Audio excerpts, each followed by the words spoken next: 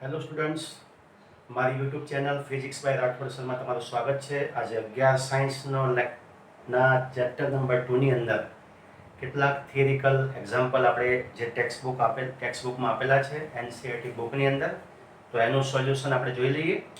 હવે લાસ્ટ લેક્ચરમાં આપણે નિરપેક્ષ ત્રુટિ અને સાપેક્ષ ત્રુટિનો પરિચય મેળવેલો. તો એ જે નિરપેક્ષ ત્રુટિ અને સાપેક્ષ ત્રુટિ છે એને આધારે કેટલાક અગત્યના જે એક્ઝામ્પલ આપણી એનસીઈઆરટી ટેક્સ્ટબુકમાં આપેલા છે એને આપણે સોલ્વ કરીએ, જેથી નિરપેક્ષ ત્રુટિ અને સાપેક્ષ ત્રુટિને મેથેમેટિકલી કઈ રીતે સોલ્વ કરી શકાય અથવા કઈ રીતે મેળવી શકાય છે એની આપણે જાણકારી મેળવી લઈએ. તો તમારી સામે એક્ઝામ્પલ નંબર 2.5. તો અહીંયા દેખાય છે એક ન્યુક્લિયસનું પરિમાણ. તમે જાણો છો બધા, ન્યુક્લિયસનું પરિમાણ જે છે એ 10⁻15 મીટરથી 10⁻14 મીટરના ક્રમનું હોય છે. ઓકે, હવે એ માપન જે અથવા એ જે માપ છે, પરિમાણ છે, એને આપણે વધારવું છે. કેટલું વધારવું છે? તો વધારીને એક તીક્ષ્ણ પિનની અણીના જેટલું કરવું છે. મતલબ કે આપણે 10⁻15 મીટરથી 10⁻14 મીટરના ક્રમનું જે માપન છે ન્યુક્લિયસનું, એને આપણે વધારીને કેટલા સુધી લઈ જવું છે? તો એક તીક્ષ્ણ પિન, જેને આપણે પિન કહીએ છીએ, જે મોટા ભાગે આપણે કોઈ પણ કાગળને જોઈન્ટ કરવા માટે વાપરીએ છીએ, એ પિનની અણી જેટલું કરવું છે. તો એટલું કરવા માટે જો કરવું હોય તો સ્વાભાવિક છે, ન્યુક્લિયસ વધે તો પરિમાણનું કદ પણ વધવાનું, જે પરમાણુ છે એનું કદ પણ વધવાનું. તો એ તીક્ષ્ણ પિનની અણીના જેટલું કરવું હોય તો એ કરવામાં આવે તો પરમાણુના અંદાજિત પરિમાણનું શું હોઈ શકે? મતલબ કે ન્યુક્લિયસનું પરિમાણ વધે તો પરમાણુ જે છે એનું પરિમાણ કેટલું રાખવું જોઈએ એની સાપેક્ષમાં, એ આપણે સમજવું છે. તો તમે જો પિનની અણીનો વિસ્તાર તમને આપ્યો છે 10⁻5 મીટરથી 10⁻4 મીટરના ક્રમનું. તો આપણે જનરલ સોલ્યુશન લઈ લઈએ કે અહીંયા ન્યુક્લિયસનું પરિમાણ કેટલું આપ્યું છે આપણને? અહીંયા 10⁻15 મીટરથી 10⁻14 મીટરના ક્રમનું. હવે આને આપણે, આ જે ન્યુક્લિયસનું પરિમાણ છે એને આપણે વધારવું છે. વધારીને કેટલું કરવું છે? તો કે પિનના પરિમાણ જેટલું. હવે પિનનું પરિમાણ કેટલું તમે જોઈ શકો છો, આટલું કરવું છે આપણે. મતલબ કે 10⁻5 મીટરના ક્રમથી 10⁻4 મીટરના ક્રમનું આપણે કરવું છે.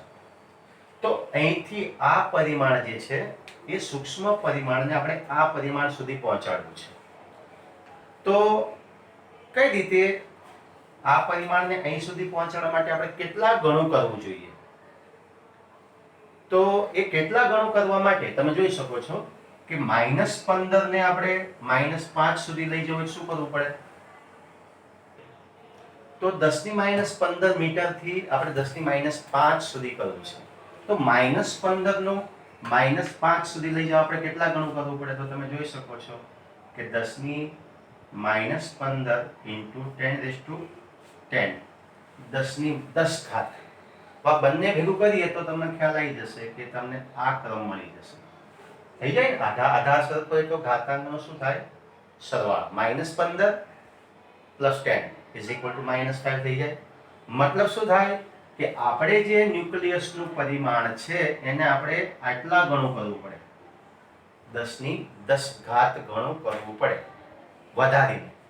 સમજો, 10⁻10 ઘાત ગણું કરો તો ન્યુક્લિયસનું પરિમાણ તીક્ષ્ણ જે પિન છે એની અણી જેટલું થાય.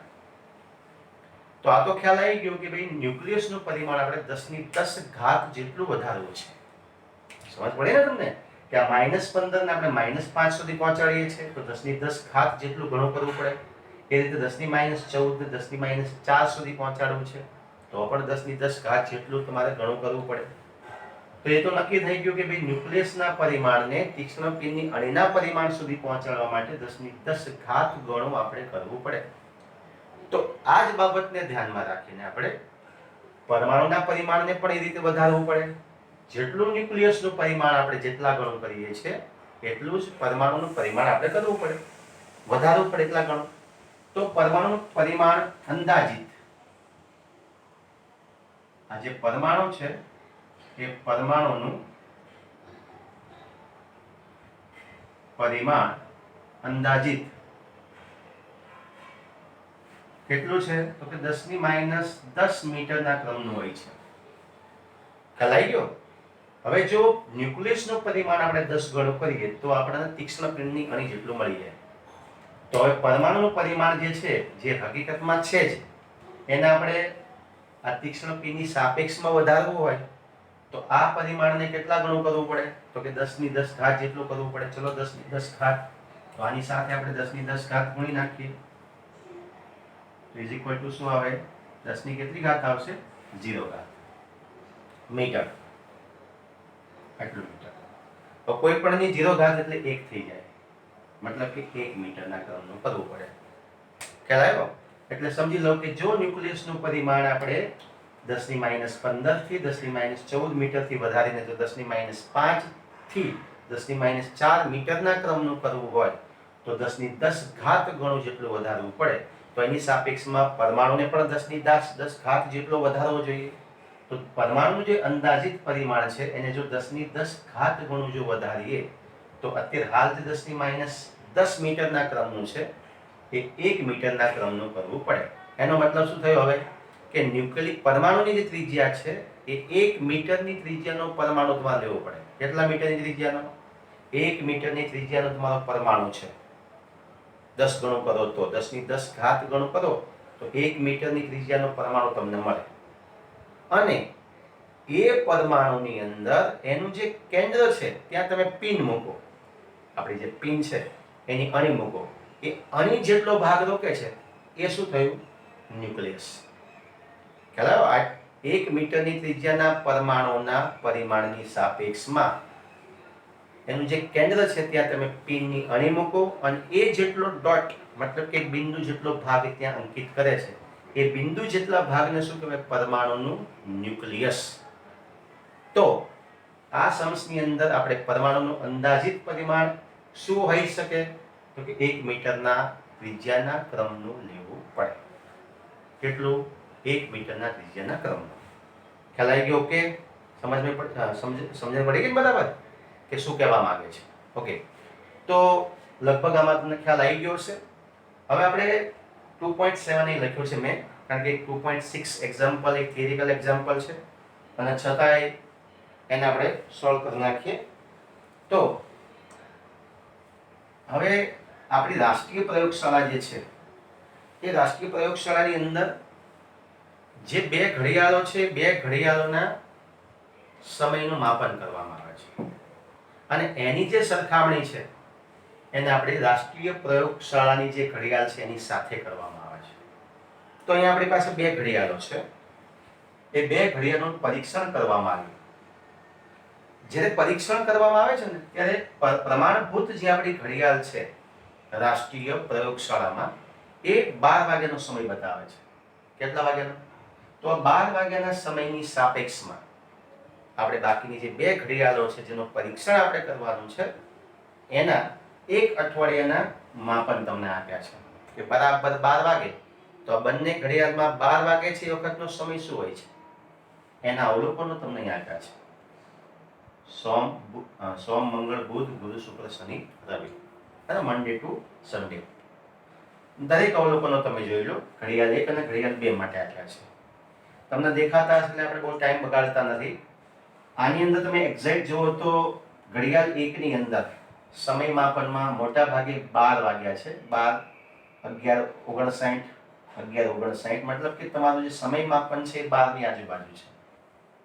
જ્યારે ઘડિયાળ 2 ની અંદર જે પ્રમાણભૂત ઘડિયાળ 12 બતાવે છે, બરાબર. ઘડિયાળ 2 કેટલું બતાવે છે? તો કે ઘડિયાળ 2 તો 10 વાગ્યા છે, 10:15 ની આજુબાજુ છે. તો હવે આપણે સચોટતા અને ચોકસાઈ, આ 2 મુદ્દા આપણે ભણ્યા હતા. ચોકસાઈ કોને કહેવામાં આવે છે? કે તમારું માપન એ સાચા મૂલ્યની કેટલું નજીક છે એને ચોકસાઈ કહેવાય. અને સચોટતા કોને કહેવામાં આવે?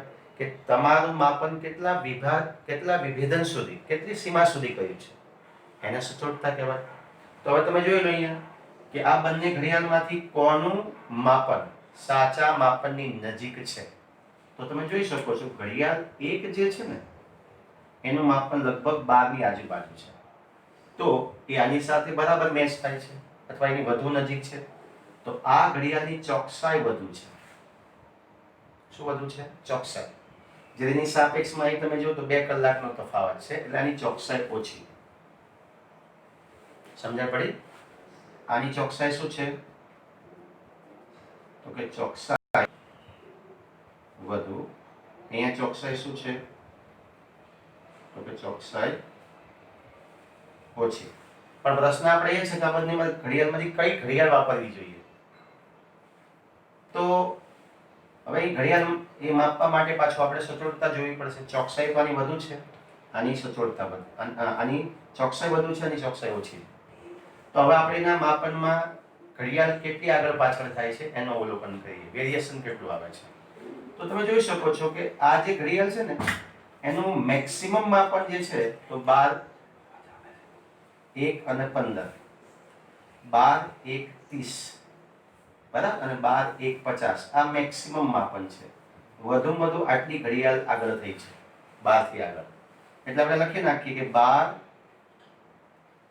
0, 1 અને 50 આ વધુમાં વધુ આટલી ઘડિયાળ આગળ થઈ છે. પાછળ કેટલી પડી છે? તો પાછળ 11, 59, 08, 11, 59, 15, મતલબ કે આ સૌથી ઓછામાં ઓછું માપન છે.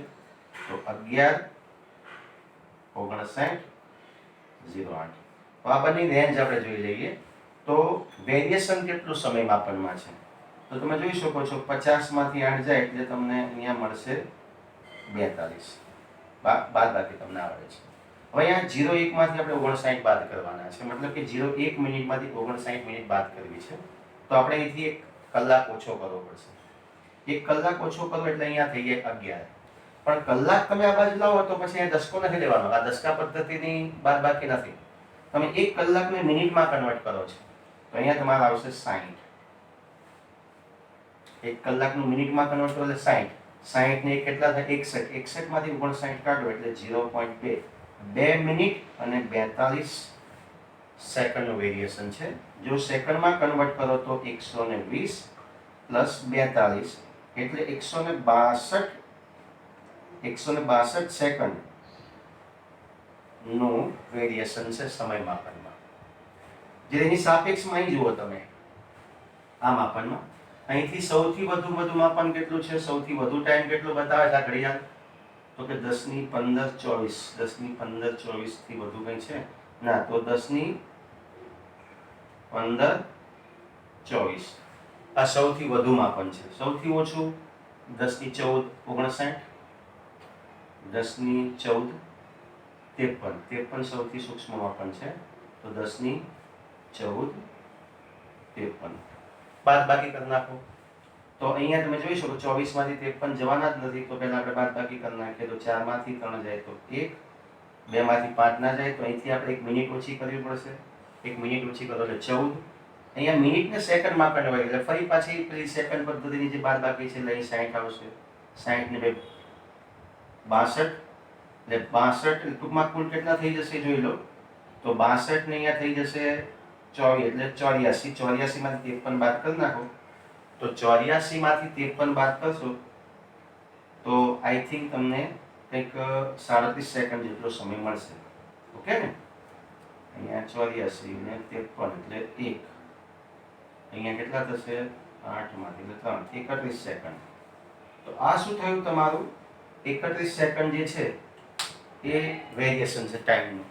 તો તમે જોઈ શકો છો કે સમય ઘડિયાળ 1 માં 112 સેકન્ડ આગળ પાછળ થાય ઘડિયાળ. ત્યારે અહીંયા માત્ર 31 સેકન્ડનો જ આગળ પાછળ તમને વેરિએશન જોવા મળે છે. 31 સેકન્ડ જ છે આઈ થિંક, બરાબર ને? ઓકે. તો આની ચોકસાઈ વધુ, આની ચોકસાઈ ઓછી. પણ આપણે કઈ ઘડિયાળ સમય માપન માટે ઉપયોગમાં લેવી જોઈએ? તો જો આપણે જે સમય માપનમાં તમે જોવા જાઓ તો આનું વેરિએશન 31 સેકન્ડનું છે. તો જ્યારે આપણે કોઈ પણ પ્રયોગ કરતા હોય તો સમય માપનમાં સચોટતા કોની વધારે છે? ઘડિયાળ 1ની. તો આપણે કઈ ઘડિયાળ? ઘડિયાળ 2ની. તો ઘડિયાળ 2 આપણે પ્રયોગમાં ઉપયોગમાં લેવી જોઈએ ઘડિયાળ 1ની સાપેક્ષમાં. નો ડાઉટ આનું સાચું મૂલ્ય, આનું જે પ્રાયોગિક મૂલ્ય સાચા મૂલ્યની બિલકુલ નજીક છે, છતાં પણ પ્રયોગ કરતી વખતે આનું વેરિએશન અથવા આમાં સમયની તફાવત જે છે એ વધારે હોવાથી આના માપનમાં ત્રુટિ રહેવા વધારે સંભવ બને, આમાં ઓછું બને, એટલે ઘડિયાળ 2 નો આપણે ઉપયોગ કરવો જોઈએ. ઓકે, તો આ થઈ ગયો એક્ઝામ્પલ નંબર 2.6. હવે આપણે આગળ વધીએ 2.7 તરફ, જે બહુ જ અગત્યનો અને આઈએમપી ક્વેશ્ચન તમે કહી શકો તો આપણે આઈએમપી લખી નાખીએ છીએ, મોસ્ટ આઈએમપી પ્રશ્ન અને દાખલો. તો આને બહુ ધ્યાનથી સમજી લેજો. અને આપણે જે કાલે નિરપેક્ષ ત્રુટિ અને સાપેક્ષ ત્રુટિ જે ભણ્યા છે એની સાથે કારણ કે એની સાથે આધારિત એક દાખલો છે, તો એની થિયરી તમે મોઢે કરી નાખી હશે એટલે તમને આ દાખલો ઘણો બહુ સરળ લાગશે. અને મેં આખો દાખલો લગભગ ગણેલો છે. તો જોઈ લઈશું કહેવા માંગે છે સાદા લોલકના દોલનના આવર્તકાળનું માપન આપણે કરીએ છીએ. એક સાદું લોલક છે એનું જે દોલન થાય છે એના આવર્તકાળનું આપણે માપન કરીએ તો એના અવલોકનો તમને અહીં આપેલા છે. 5 અવલોકનો આપ્યા છે. એમાં પ્રથમ અવલોકન છે 2.63 સેકન્ડનું, બીજો અવલોકન 2.56 સેકન્ડનું, ત્રીજો અવલોકન 2.42 સેકન્ડનું, ચોથો અવલોકન 2.71 સેકન્ડનું અને પાંચમો અવલોકન છે 2.80 સેકન્ડનું. તો ઉદ્ભવતી નિરપેક્ષ ત્રુટિ, સાપેક્ષ ત્રુટિ અને પ્રતિશત ત્રુટિ આપણે શોધવાની છે. તો પહેલા તો અહીંયા તમે જો આ અવલોકનમાં ક્યાંય પ્રમાણભૂત માપન અથવા પ્રમાણભૂત અવલોકન નથી આવ્યું કે ભાઈ આ દોલનનું આટલું જ આ આવર્તકાળ સાચો છે, આટલો જ હોવો જોઈએ અથવા આ જ આવર્તકાળ હોવો જોઈએ, એવું કોઈ સાચું મૂલ્ય આપણને આપ્યું નથી. તો પહેલા શું કરવું પડશે? આપેલા દરેક અવલોકનો પરથી આપણે પહેલા સરેરાશ અવલોકન શોધવું પડે, સરેરાશ માપન શોધવું પડે, એટલે કે સરેરાશ આવર્તકાળ શોધવો પડશે. ઓકે, એટલે એ સરેરાશ આવર્તકાળ એ આપણા સાચા આવર્તકાળનું કામ કરશે. સમજણ પડે? હું બોલું છું એ કે જ્યારે સાચું મૂલ્ય આપેલું ના હોય તો આપણે સરેરાશ મૂલ્યને સાચા મૂલ્ય તરીકે લઈ શકીએ છીએ. તો પહેલા આપણે શું કરવું પડશે? દાખલો ગણતી વખતે પહેલા જ આપેલા અવલોકનો પરથી આપણે સરેરાશ અવલોકન શોધવું પડે, સરેરાશ મૂલ્ય શોધવું પડશે. તો અહીંયા દોલનનો સરેરાશ આવર્તકાળ પહેલા આપણે લઈ લઈએ. તો તમને આવર્તકાળ T બરાબર, દરેક અવલોકનોનો સરવાળો 2.63, 2.56, 2.42, 2.71 અને 2.80 નો સરવાળો કેટલા અવલોકનો છે? તો 5 છે. સરવાળો ઉપરથી કેલ્સીથી કરી શકો છો તમે. સાયન્ટિફિક કેલ્સીનો ઉપયોગ કરવાનો થતો નથી.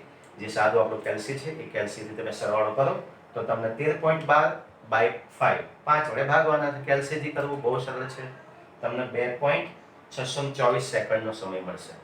એને આપણે હવે તમે જો બધા જ આવર્તકાળનો સમય આપણને દશાંશ ચિહ્ન પછી 2 અંક સુધી આપેલું છે, મતલબ કે 2 સીમા સુધી, 2 વિભેદન સુધી. તો આપણે આ જે મૂલ્ય છે એને પણ 2 વિભેદન સુધી શું કરવું પડે? રાઉન્ડ ઓફ કરવું પડશે. તો દશાંશ ચિહ્ન પછી 2 અંક એટલે 62 સુધી આપણે રાઉન્ડ ઓફ કરવું હોય તો 4 ને કાઢવા પડે. એના પણ નિયમો છે જે પછી આ ચેપ્ટરમાં આપણે આગળ ભણીશું. અહીંયા 4 કાઢીએ તો આગળ કશું ઉમેરવાનું થતું નથી. તો આપણું રાઉન્ડ ઓફ આવર્તકાળનું સરેરાશ મૂલ્ય કેટલું થયું? 2.62 સેકન્ડ. હવે આ સરેરાશ મૂલ્ય આપણું શું થઈ ગયું? સાચું મૂલ્ય.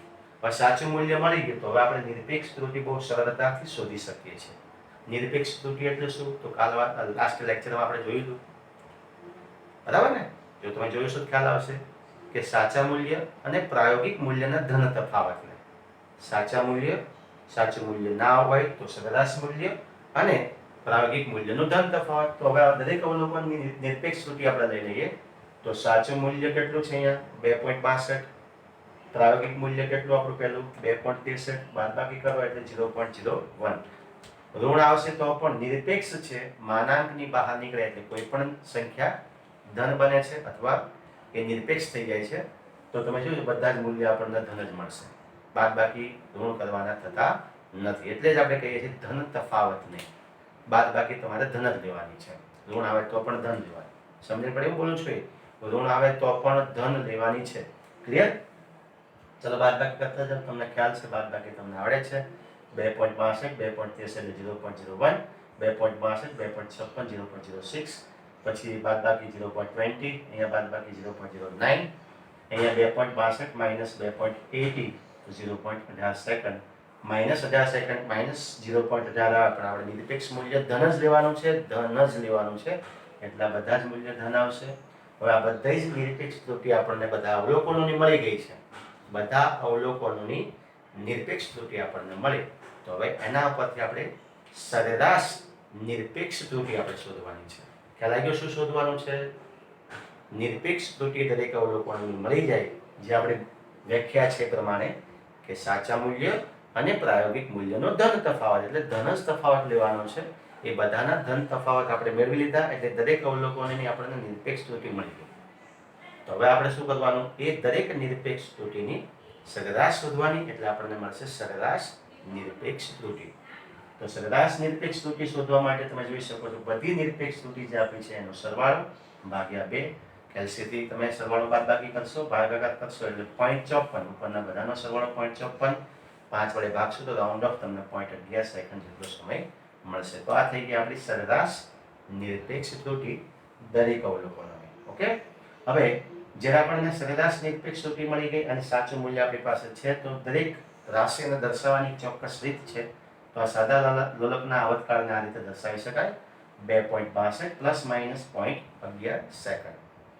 આનો અર્થ શું થાય? તો આનો અર્થ એ થાય કે સાદા લોલકનો આવર્તકાળ 2.62 પ્લસ 0.11 સેકન્ડથી 2.62 માઇનસ 0.11 સેકન્ડની વચ્ચે હશે. બાદબાકી તમે કરી શકો છો. 2.62 માં પ્લસ કરો તો 2. કેટલા આવશે? 73. અને અહીંયા બાદબાકી કરશો તો 2.51. મતલબ કે આવર્તકાળની અંદર કેટલું વેરિએશન રહેવા સંભવ છે? તો 2.51 થી 2.73 સુધી વચ્ચે રહેવાની મહત્તમ સંભાવના છે. તો આ રીતે દર્શાવી શકાય એને. હવે સાપેક્ષ ત્રુટિ, તો કે સરેરાશ નિરપેક્ષ ત્રુટિ અને સાચા મૂલ્યના ગુણોત્તરને delta T by T 0.11 by 2.62 ભાગાકાર કરશો એટલે 0.041. હવે અહીંયા પણ 2 ડિજિટ સુધી આપણે રાઉન્ડ ઓફ કરવાના છે, તો આપણે 1 કાઢવાનો છે. 1 કાઢો એટલે આગળ કોઈ ફેર પડતો નથી, એટલે તમે ડેલ્ટા ટી સાપેક્ષ ત્રુટિ, જેને આપણે આંશિક ત્રુટિ પણ કહી શકીએ છીએ, તો મળશે ડેલ્ટા ટી = 0.04. તો આ થઈ ગઈ આપણી સાપેક્ષ ત્રુટિ.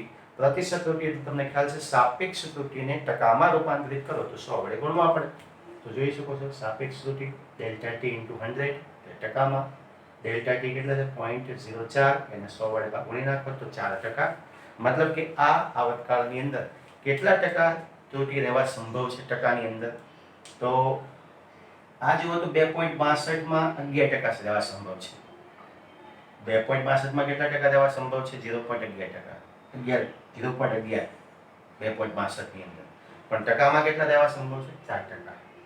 ઓકે, તો આ થઈ ગઈ નિરપેક્ષ ત્રુટિ, સરેરાશ નિરપેક્ષ ત્રુટિ, સાપેક્ષ ત્રુટિ અને પ્રતિશત ત્રુટિ. તો આવા કોઈ પણ દાખલા હોય આ જ મેથડથી તમારે આગળ વધવાનું છે અને બહુ સરળતાથી આનો તમે જવાબ આપી શકો છો. અહીંયા આપણે આ લેક્ચર પૂરો કરીએ છીએ. તમને જો મારો વિડીયો ગમ્યો હોય તો મારી ચેનલને તમે સબસ્ક્રાઇબ કરો, physics by Rathod sir.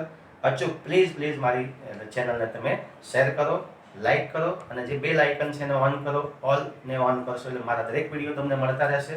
નીટના lecture પણ આની સાથે આપણે એડ કરતા રહેશું. તો હજુ પણ જો તમે સબસ્ક્રાઇબ ના કરી હોય તો અચૂક કરો. આવજો. Good bye.